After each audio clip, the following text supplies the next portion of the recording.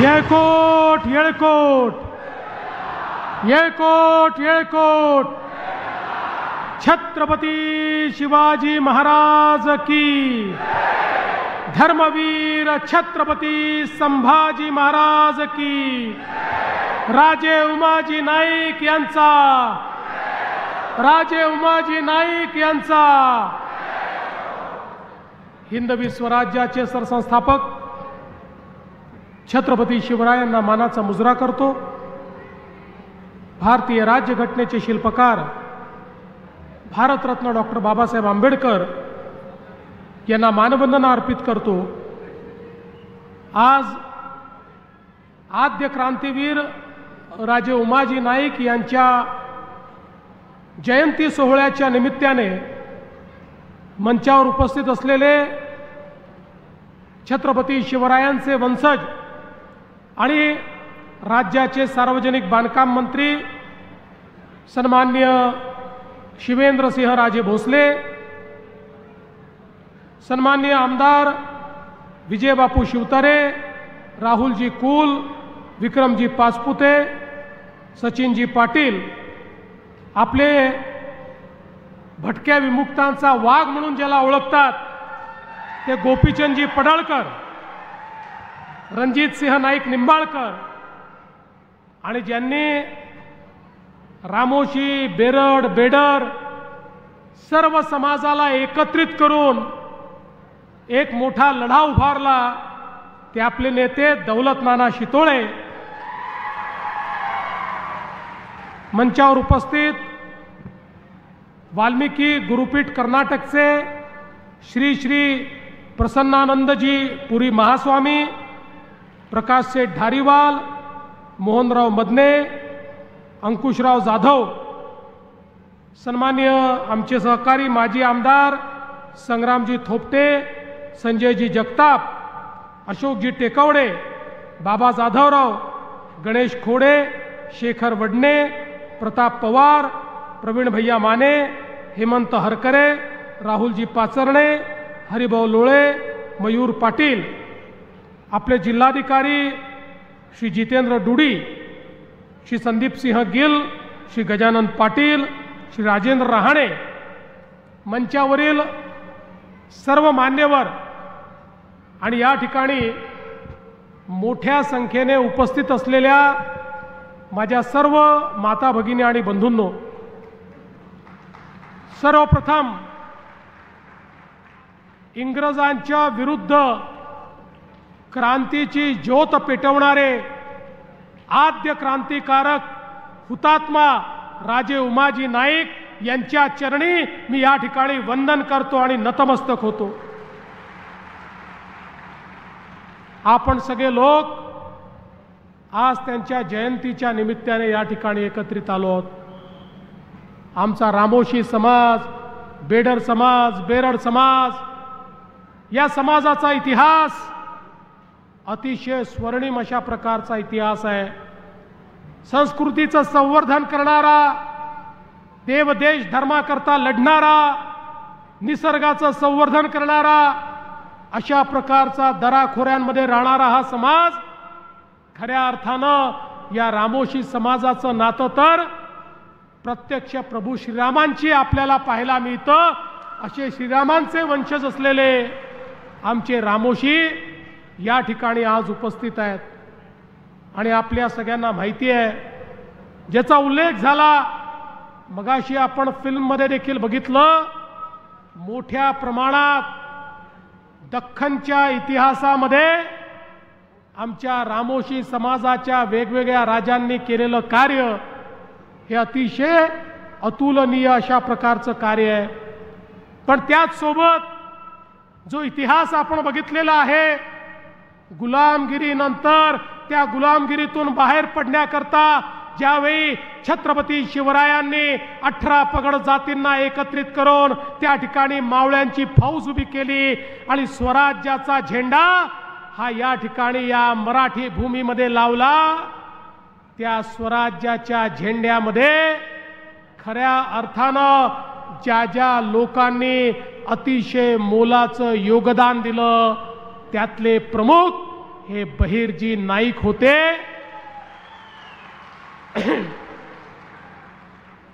शत्रूच्या छावणीमध्ये अचूकपणे शिरणारे बहिर्जी नाईक, त्या ठिकाणी शत्रूची सगळी माहिती आणणारे बहिर्जी नाईक.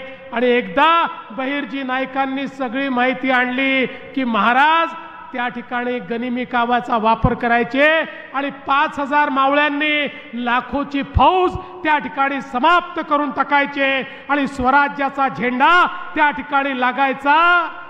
त्या सगळ्याच्या पाठीशी महाराजांचा सर्वाधिक विश्वास असलेले बहिर्जी नाईक होते.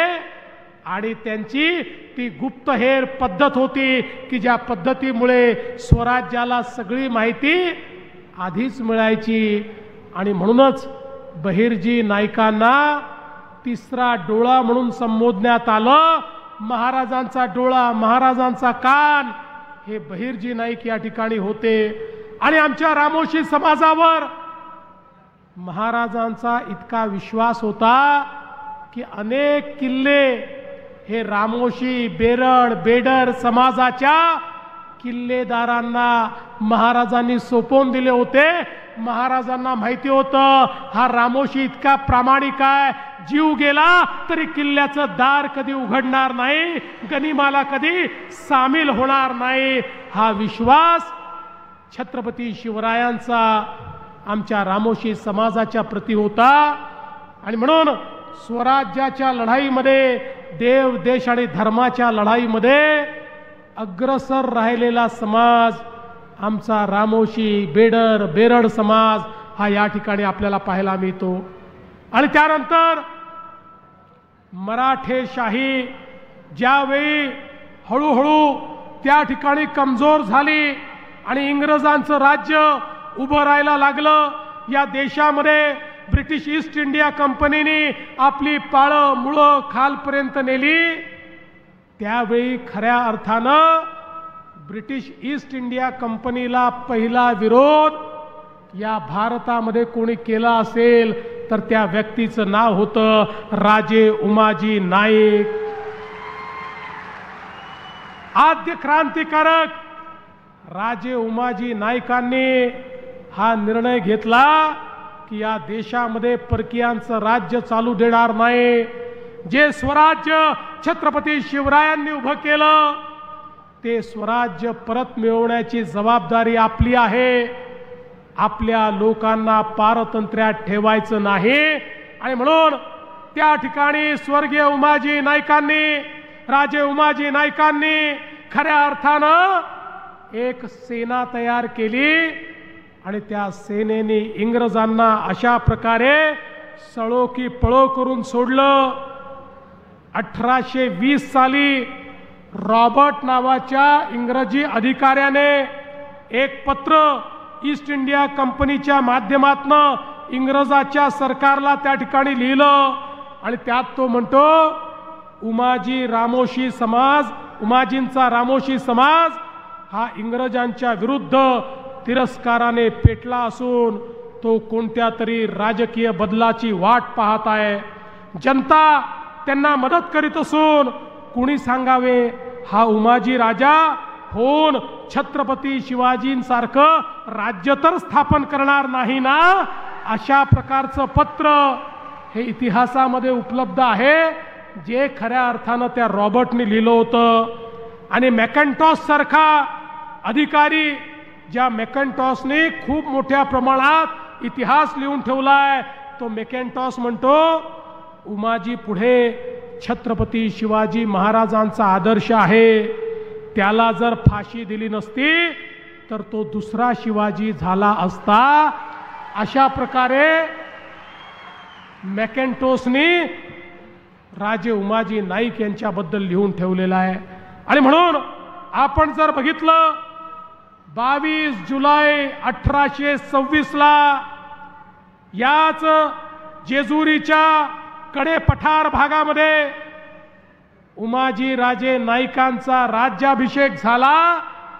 आणि त्या राज्याभिषेकानंतर या राजाने 6 वर्ष इंग्रजांना सळो की पळो करून सोडलं.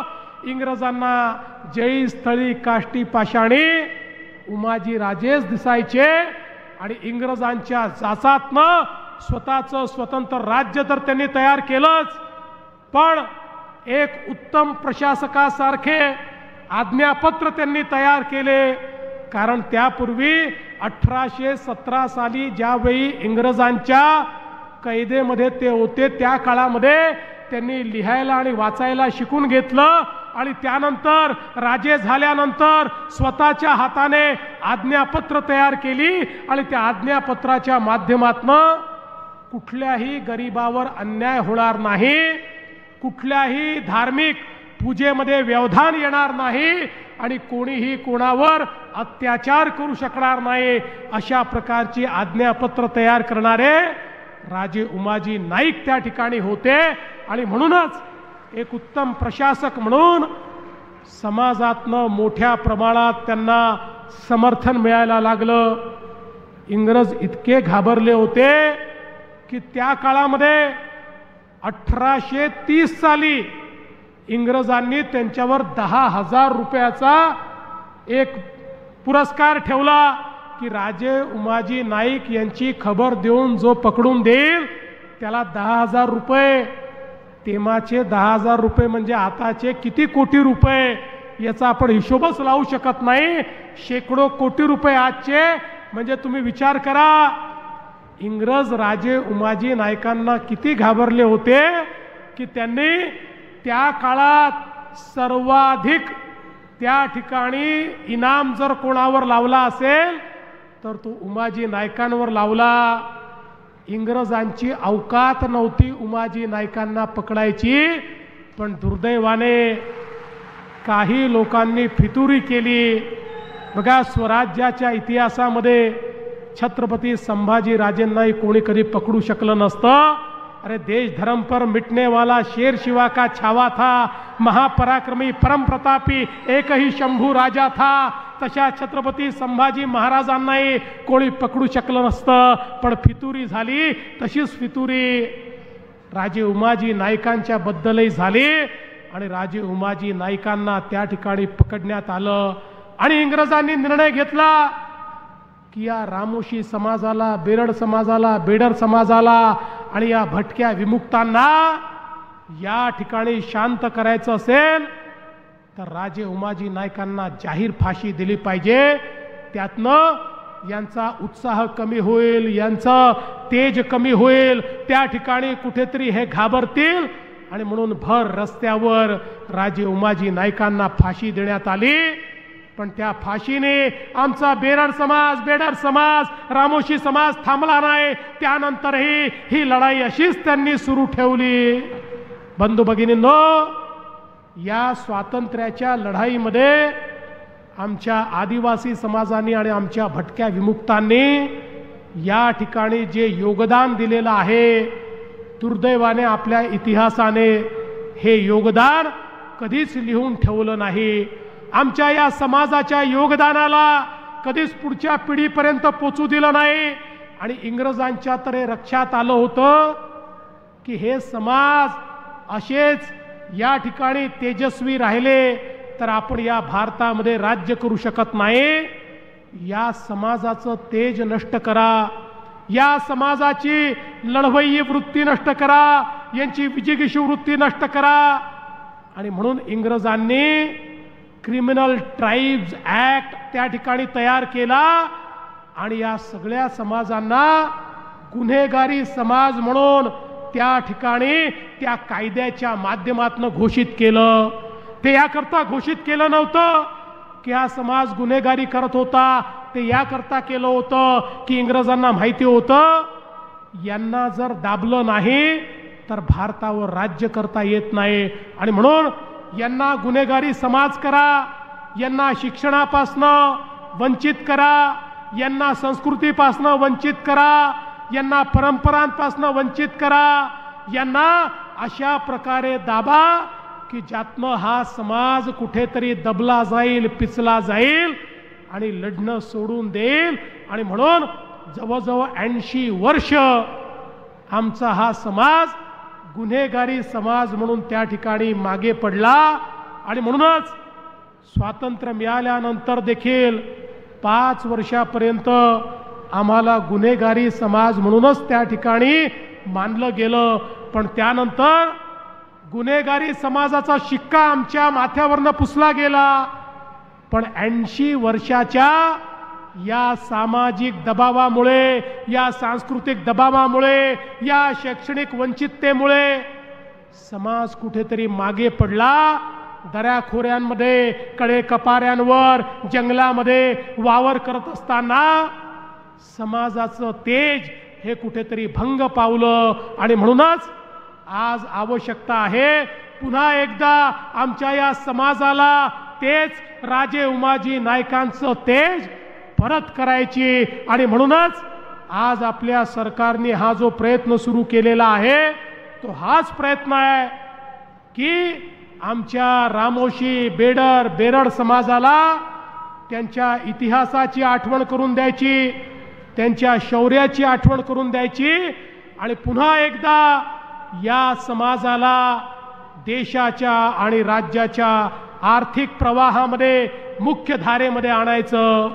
मी दौलत नाना शितोळे तुमचं अभिनंदन करतो की तुम्ही एक अतिशय चांगल्या प्रकारचं आंदोलन या ठिकाणी उभं केलं आणि वेगवेगळ्या प्रकारच्या आपल्या संघटना असतील, मदनेजी असतील, जाधवजी असतील, MM नाना असतील, सगळे लोक हे एकत्रित झाले आणि सगळ्यांनी मिळून हा निर्णय केला की आता आमच्या समाजाला आम्ही मागे राहू देणार नाही.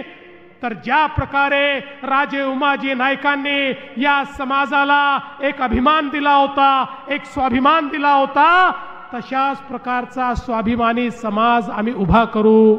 आणि ज्यावेळी रामोशी समाजाच्या, बेरड समाजाच्या, बेडर समाजाच्या आमच्या नेत्यांनी आम्हाला हाक दिली, त्यांच्या हाकेला आम्ही प्रतिसाद दिला आणि सांगितलं काळजी करू नका, सरकार तुमच्या पाठीशी ताकदीनं उभं राहील. बंधू भगिनींनो, आम्ही या ठिकाणी स्मारक करायचा निर्णय घेतला आणि राजे उमाजी नाईक यांची जयंती ही साजरी करण्याचा निर्णय घेतला.